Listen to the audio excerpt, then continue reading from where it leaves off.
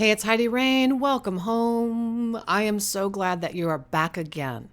And if you're not back again and you're brand new, let me say again, welcome home and tell you I'm so glad that you're here and you found me. Can you imagine that? How big is YouTube, right? I believe that everything is by design, divine design. And so if you made it here today, I'm going to trust that this video is going to hold the keys for you to unlock the prison to that you're in, which is addiction, codependency, or some kind of toxic, dysfunctional relationship, so that you can free yourself. And what's on the other side of that? Psychological freedom from obsessing all the time about what the heck to do and not to do. Emotional freedom. Get off the damn roller coaster of emotions that run the gamut from numb all the way through to losing your ever-loving mind. And spiritual freedom and financial freedom and all the things that we seek. And it's really hard to feel free when you're held captive in a toxic or dysfunctional relationship. But this channel and my whole philosophy is about empowerment. It's helping you understand and see that you do have choices, you do have options, and you can decide at any time to rewrite the story that you're currently living, especially if that happens to be a nightmare. Right? You're the author. You get to choose. And I know sometimes that's really hard because you can feel really stuck. But we always have a choice. We have a choice how to see things, how to think, and that's where we're going to start today. Today, I get asked this question all the time, which is, how do I deal with the guilt? I hear Heidi, you saying that, the first step is accepting people for who they are and really deciding if I want to stay in this thing or not. But let's say I do go. I have a lot of guilt, especially when it comes to leaving an addict or an alcoholic.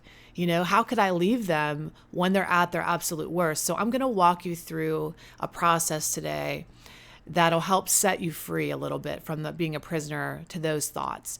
Now, again, if you're new here, I'm Heidi Rain, and the whole goal of this channel and the work that we do over at Love Coach Heidi is to help educate, first of all, the impact of being in a relationship with an addict or an alcoholic or a codependent or dysfunctional relationship, because our aim is, with that awareness and that insight, is to give expert level coaching so that you can break free from all that codependent toxic behavior cycles, so that we can really end these generational dysfunction cycles for good, so that you can be the change for the next generation and the next generation. And we just keep getting happier and healthier as we go along.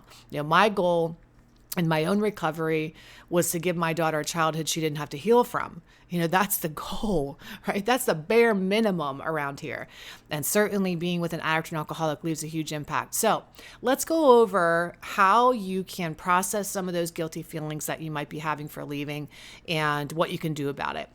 Okay, so there's really just a couple of steps. I'm a simple girl. I like to lay things out, even complicated, complex ideas. I believe one of my areas of giftedness is to be able to take those really complex ideas and simplify them.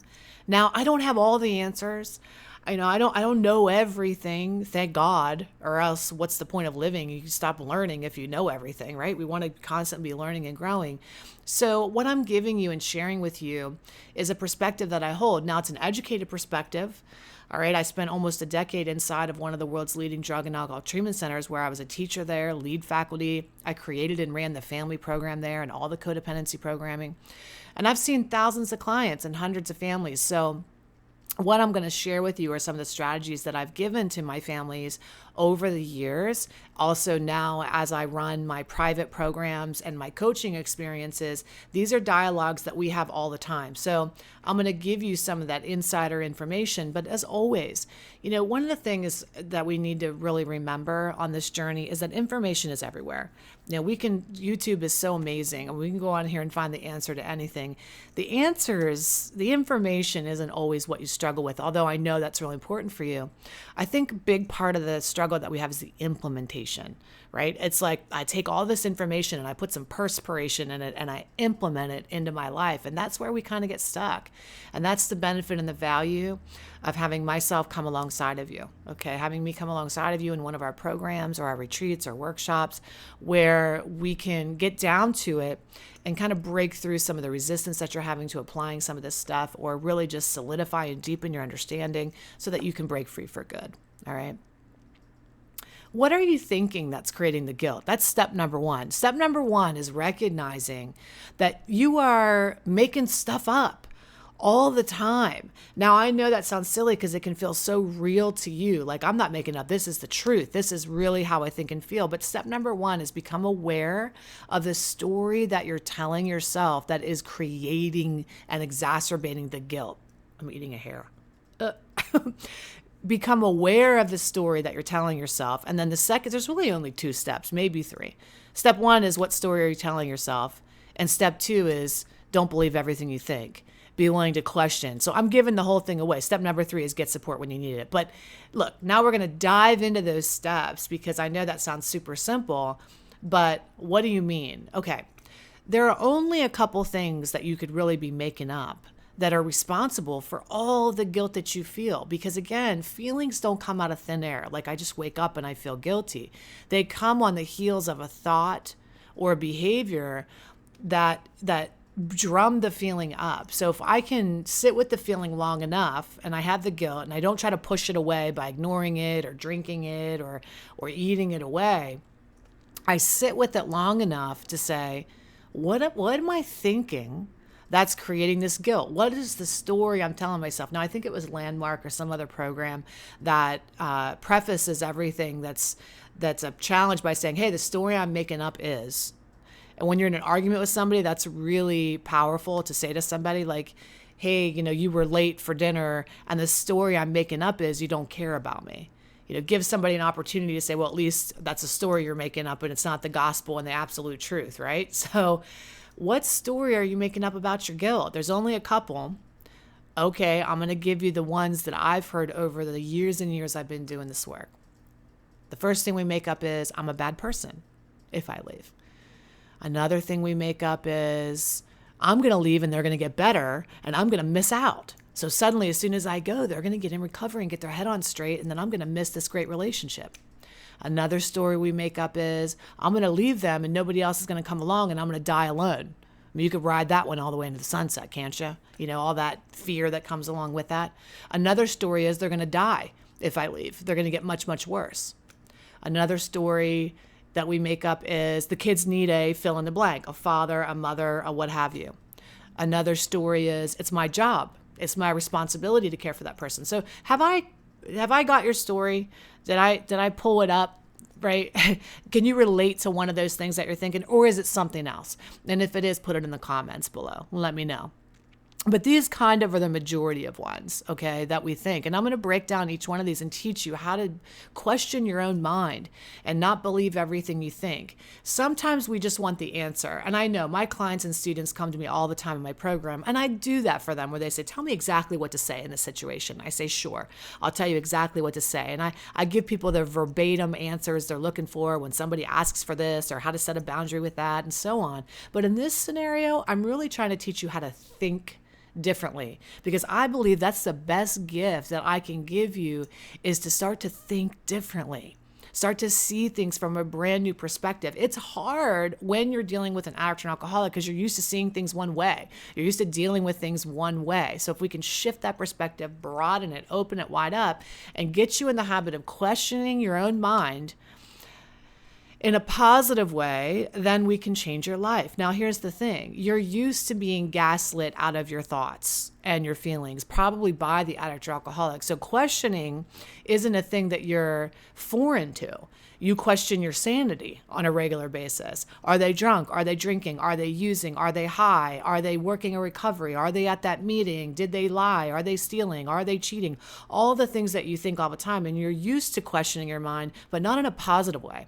You're used to doing it in a negative way, where we have a thought like they're cheating or they've relapsed, and then suddenly what we do is search for evidence, because the cognitive dissonance will drive us crazy. So we want to find evidence that it's true. What you're doing in this case is you're looking for evidence that it's not true. Or if somebody's gaslighting you, they're trying to talk you out of their own, talk you out of your own feelings when it's disparaging towards them. When they're, I know it's getting a little confusing, but let me try to break it down. When somebody's gaslighting you and they're saying, I'm not drunk, I didn't use, and they make you feel bad. And they say things like, if you keep telling me that I'm using, you're going to make me use. they will confuse you out of your own intuition, right? So there's many ways that you've been questioning your own mind for good and for bad. But in this instance, I'm going to teach you how to question your own mind for good, for the good of you, which is not to believe everything you think, like I'm a bad person. Well, how do you stop thinking that? Okay, so step number 2 is question your thoughts. Let's get back to being simple. I think I complicated it there for you and I didn't need to. Maybe I should have made like 4 videos there instead of 1. But that's the point, of like being inside of the program with me and having this support system so that you can stop me and say, well, wait a minute, what do you mean there? Can you say that again? Or can you answer this, how this relates to that? And that's the beauty of having access to me that way. But let's go ahead and go through them one at a time. Let's say that the thought that you're having is, I'm a bad person if I leave them. Well, if I'm going to question that thought, I'm going to ask myself, well, what about that in particular makes me a bad person?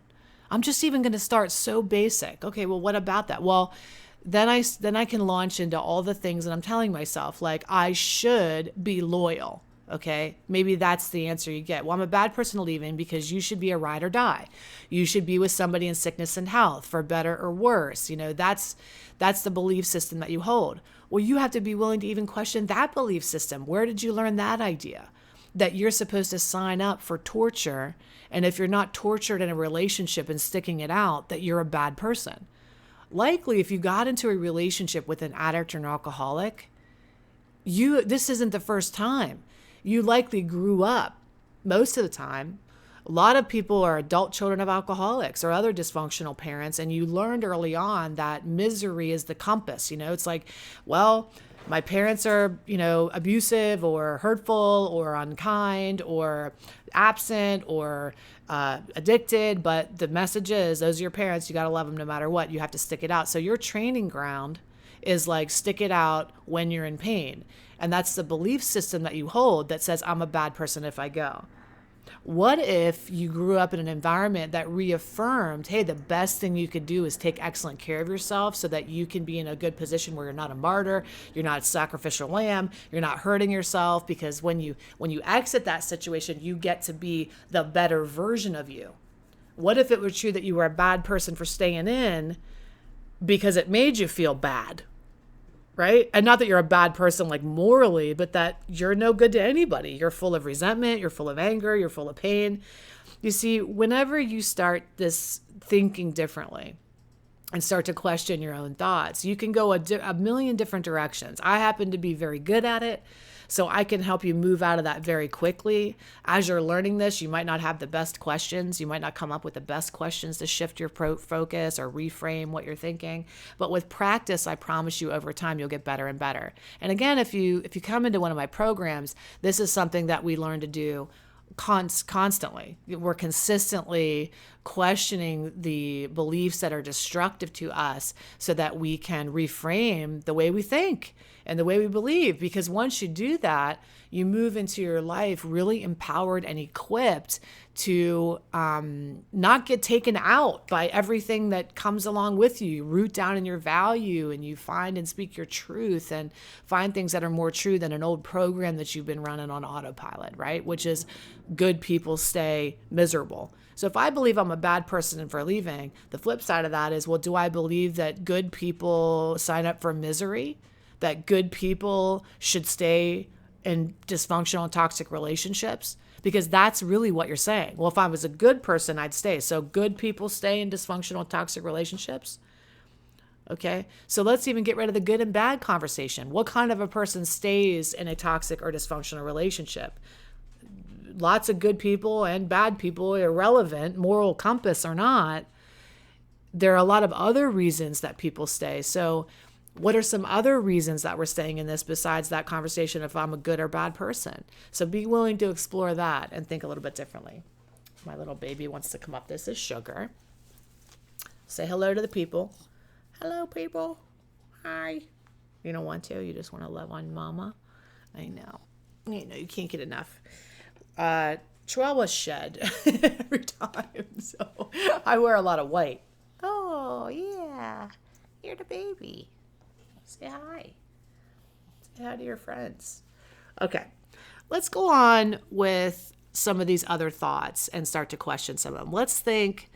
This is a really big one. If I leave, I feel guilty for leaving because the story I'm making up, the story I'm telling myself, is that if I leave, they'll die without me or they'll get much, much worse in their addiction. This is a tough one because you really truly believe that you are the hero and the fixer. And a lot of people that are in relationships with addicts or alcoholics are fixers. One of my attachment personality patterns that I've come up with to describe codependence. If you're curious about that, you can go over to lovecoachheidi.com and download my free book on codependency, the attachment personality patterns, and see which one you are. But a fixer really believes that they're saving the day. Now, this is what I know to be true for sure. In addiction, the more comfortable somebody is using, meaning they have a chief enabler in the household that co-signs their drinking, makes it easy for them, makes sure their consequences are not there, takes away the consequences. The chief enabler is the one who makes the whole show go down, so that nobody gets hurt and tries to sweep things under the rug and protect everybody. And a hero can turn into an enabler. Even with the best intentions, I want to fix this thing, you don't realize that you're actually helping it function instead of fixing it. Okay. Meaning you're doing all the talking as a hero, lecturing, and they're agreeing with you and you're feeling really powerful and great that you're making a difference. But at the end of the day, they're still drunk and high. So we're really not making the difference that we think we're making. Amen. Yeah. Okay. Right. Good. I know some of this stuff's hard to hear, but it's super, super helpful at the end of the day.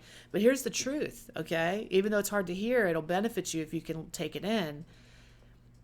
I know a lot of people who were very comfortable in their home situations and were very easy for them to overdose and die from this addiction. Okay. Just as much as anything else. In fact, there's been research done that more people, children in particular, die from enabling parents with a belly full of meatloaf in the back bedroom getting high than homeless on the streets. Because when they're homeless, at least they have to think to stay alive and they have other things to worry about. When they're home and they've got a belly full of meatloaf and all the bills paid and the laundry folded, all they have to do is get high. And so sometimes when you're there and you're the wife or the husband and you're maneuvering around, you're paying all the bills and you're going to work and you're making sure the family's still successful and you're taking care of everything, you're not saving anybody's life by doing that. You're making it easier for them, in fact, to stay in the lifestyle that they're in. You're making it easier for them to keep being drunk and co-signing and telling not telling to friends and keeping it all secret and hush hush. I know a lot of the families that I work with are high achieving families, high achieving people where there's functioning addicts and alcoholics and they're pretending and making this thing go and getting them out of the party before they go off the deep end and orchestrating the whole thing. And at the end of the day, you're keeping them sick, not helping anybody by staying in that situation. So when you're in the program with me, and we have two programs that I walk you through. One is a very extensive addiction course, and another one is a codependency course. Between those two programs, when we work together, you really understand what your role is, how not to enable, how to really, hold that line. What should the boundaries be? So guilt for, they're not gonna get any worse with you not there. It is what it is. It gets worse because people don't get treatment.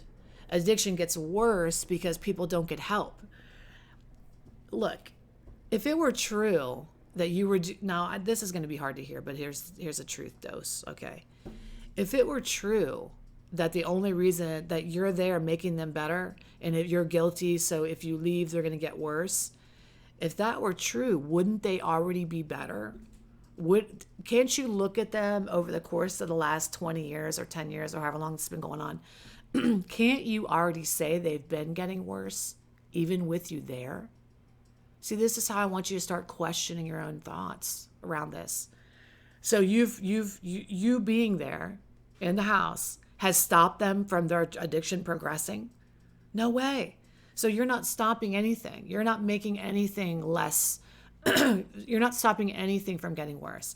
Their addiction has progressed along even with you there. So when you leave, it's not going to get worse. It's going to get worse with you there or with you gone if they don't get help. I'm teaching you how to question your own mind. Sugar, you shed all over my face.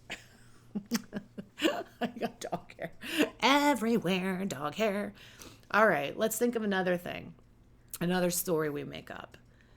By the way, if this is helpful already, can you just pause it and like it and make a comment about what you're learning so far and how is this helpful for you? I'll tell you why. Some of the comments that I get on my videos are, how in the hell does nobody know you? How in the hell is lots of people aren't watching these videos? That's what people say. Oh my God, this is so helpful. In fact, somebody commented the other day, it was one of the best things I ever heard. They said, you told me my whole life in 10 minutes. Wow, mind blown. I was like, yeah, some of my superpowers, but YouTube is so big and these videos get lost and it's really hard to be seen. It's really hard to be helpful. And that's my goal, is I want to help as many people as possible get their hands on this information. So if you know somebody, please share this video with them. And also when you comment, it does help the video come up in other people's searches that are looking for the exact same thing that you found. Okay, so let's all say a little prayer to Jesus that the video gets seen. It helps more people. And if it's helpful for you, you can help me do that. All right, let's go to the next thing. That is, hey, I'm gonna leave, and I feel guilty because they're gonna leave, and I'm gonna leave, and they are gonna get better, and then I'll have missed my chance with them, and all of a sudden they're better, and here I am in the dust, and I have guilt and that's not really guilt for leaving. That's like feeling fear and anxiety around I'll never meet anybody again, or I'm going to miss out, or FOMO kind of a situation. And here's the truth. If they're going to get better, okay, and you leave and you say, all right, I'm going to go because I can't watch you kill yourself anymore slowly. I can't watch this take place anymore. I can't stand by. I can't co-sign it. You need to be in treatment. That's what I believe in. I'll be over here, okay, while you're getting better, but I just can't be on this ride with you anymore. I cannot participate in it anymore. I'm not a treatment center. You need to go somewhere and get yourself better, and I'll be here. And then they go get better and they don't want you anymore. They go get better, and that happens. It does happen where somebody gets better and they're like, oh my gosh, I realized this relationship was not the one for me. Okay. Do you want to be with somebody who was only with you because you helped them stay sick? Do you want to be with somebody only because they wanted to be with you when they were under the influence of something? Or do you want to be with somebody who chooses you wholeheartedly with all their sober mind, body, spirit, and soul? Now, if you're perplexed about that, or you have issues deciding that, then what I would say to you is that's a self-esteem issue. If you're afraid they're going to get better and not want you, you need more than just this video about guilt. You need to work with somebody on your self-esteem to root down in your value of who you are and what you bring into a relationship. You do not have to settle for somebody who only wants you when they're drunk or high. Amen? You get to have somebody who wants you sober.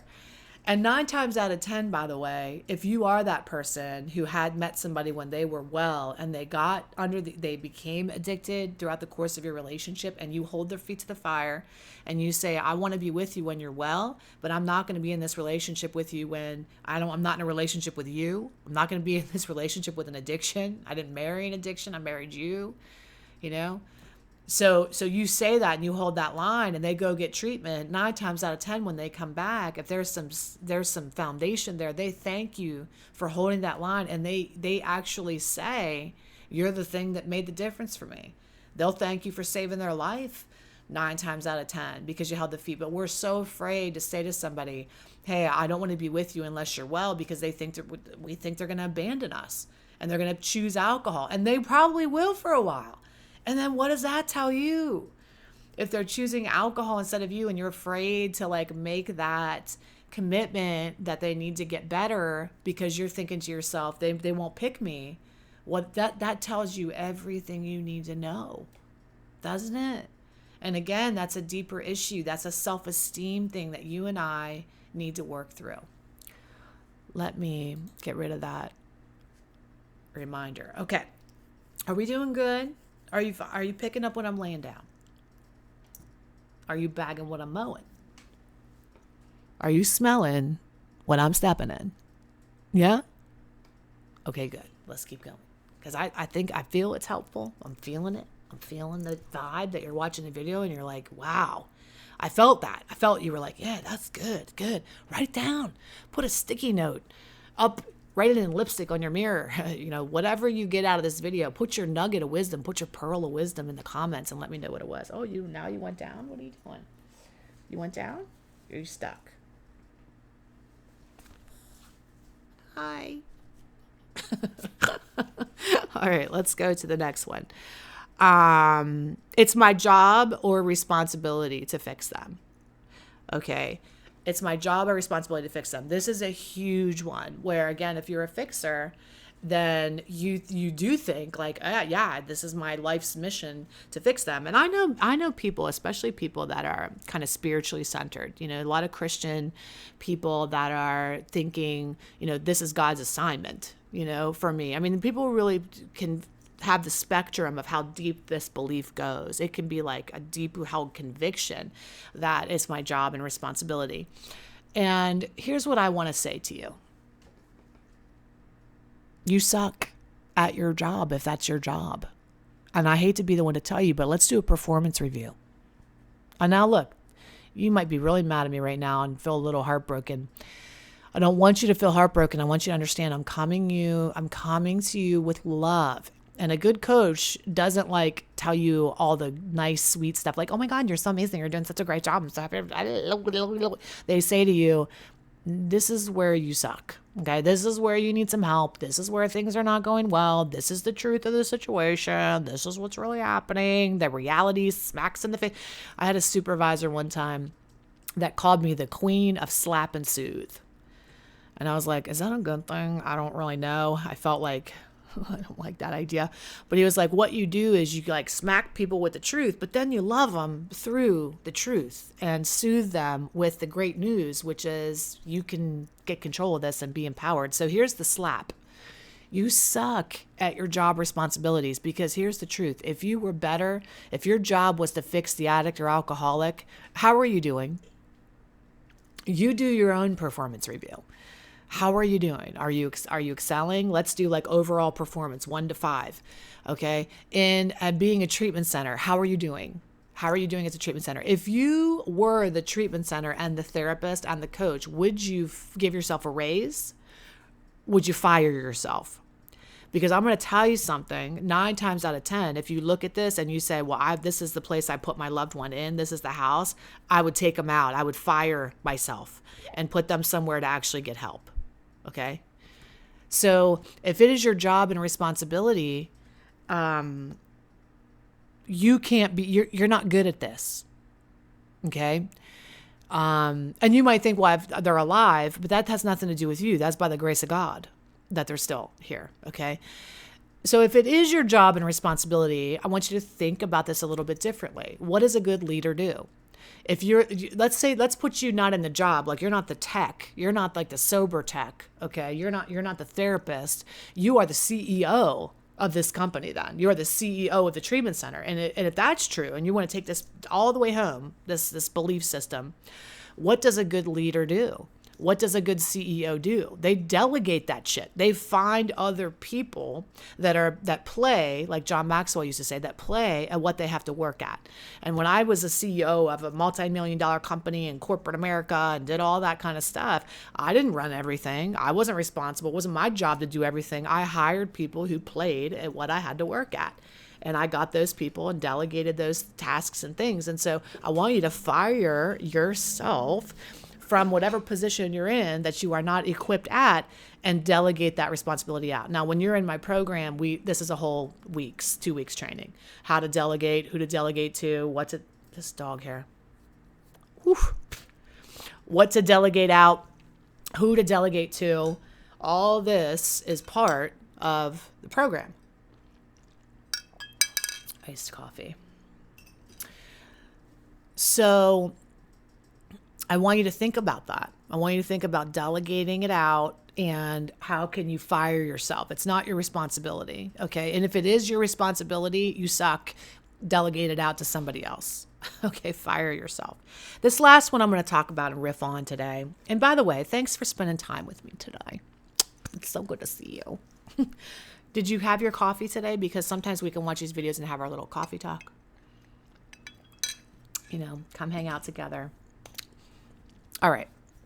This last one's really important, and this is one that gets us every time. My children need a fill in the blank. My children need a dad. My children need their mother. And that is why I have guilty feelings for leaving. Now, this is legitimate. This is something I know you think on the deepest at your core level. My kids need fill in the blank. My kids deserve to have a dad. My kids deserve to have a mom. My kids deserve whatever you tell yourself. Let's think differently.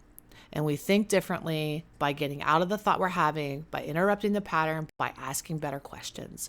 So a question I have for you is, do your kids need an alcoholic? Do your kids deserve an addict? Now, again, I'm shaking you up here with this loving kind of slap, right? But here's the soothe. Research has shown that even in the midst of the dysfunctional family, as long as children have one person who's stable, consistent, loving, all the things, right? And is able to provide, that they're going to be okay. But I'm going to guarantee you that when you're in that dynamic with the addict or alcoholic, you're not okay either, because you're getting sucked in and you're succumbing to the anxiety, the resentment, the confusion, the pain. And now they have two fucked up parents instead of one. I love you. Remember that. So if you're going to be the healthiest version of yourself, because that's what your kids need a healthy person to guide them and equip them and empower them and help them along. Are you able to do that inside of this dynamic? And if the answer is no, you can't be the healthy person, well, then there you have it. So your kids deserve to have a safe place. Your kids deserve to have consistency. Your kids deserve to have their basic needs met. Your kids deserve to have above and beyond needs met. Your kids deserve to have a healthy, happy home. Can you create that for them in the dynamic that you're in? Because the story you're telling yourself, they deserve to have a dad. They don't have a dad. They have a Rick who's drunk. Your kids deserve to have a mom. They don't have a mom. They have a Rita who's high. Let's get out of the roles and look at the reality of the people that we have in our lives, and then ask yourself, do they deserve that? Do they need that? And I'm going to tell you something. We need alcoholics like we need a what? When we're little kids. I mean, we don't need, so what's a story that you're telling yourself? Now, this has been a really good session. I'm going to say that. Okay. I know it's been good for me, and it's kind of like, has it been good for you too? Probably painful, probably a little bit like a gut punch, but also hopefully really empowering, because I really believe the truth will set you free. I think with the delusion that we live in around, addiction, and we paint this picture, and a lot of us do splitting where we put Rick over here and dad over here, and we say, oh, but he's such a loving dad, except when he's drunk. But the kids, it doesn't, stop doing that. It's like Jekyll and Hyde, split personality. I like the you that's here, but not the you that's here. If you can't love all the you and everything with it, then it's time to make some other choices and decisions. You don't get to split and compartmentalize. Our experience, we don't get to do that, okay? When we're experiencing an alcoholic, we're experiencing dad as an alcoholic. Not like, okay, well, this isn't dad, but this is dad. I mean, that's crazy. That's setting people up for abusive relationships down the road. So when they get hurt, you go, you didn't mean to do that. The you that doesn't do that, I like. The you that does do that, I don't like. I mean, what are we teaching our kids? That's crazy, right? So I know that this has been helpful for you, but here's step 3. Step 1, just to remember, is to ask yourself, what story am I telling myself that's creating this feeling of guilt, anxiety, confusion, resentment? You can fill that in for anything. Step number 2 is don't believe everything you think. Thank you, Lao Tzu, Tao Te Ching, and all the great thinkers and masters of our time, of beyond time, okay? Don't believe everything you think.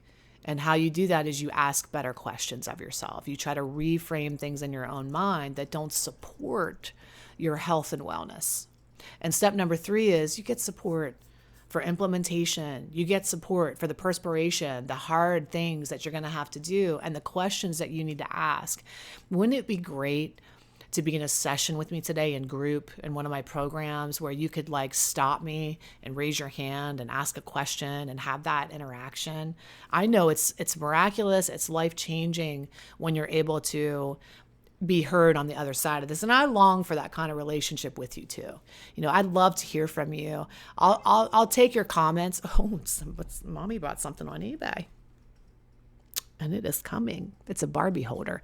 My little 7-year-old, at the time of making this video, is back into Barbies. And I like that because I like Barbies. And so we're getting a little Barbie carrier so we can take her on. Okay, anyway, TMI. All right, this is a longer video today, but well worth it, right? Okay, I love you. I don't really want to go, but I gotta go. I gotta go do some stuff. I gotta see some people, do some things. What are you gonna do today? What are you gonna get into? Take some notes, review your notes, maybe watch this again, maybe comment, reach out, okay? I love you. Take excellent care of yourself. Go over to lovecoachheidi.com if you want to go deeper and schedule a complimentary consultation. And that way you fill out a little questionnaire and you schedule some time with me personally or one of my well-equipped representatives, but usually me. And we get to know each other and see if it's a good fit, okay? I love you. I'll see you later.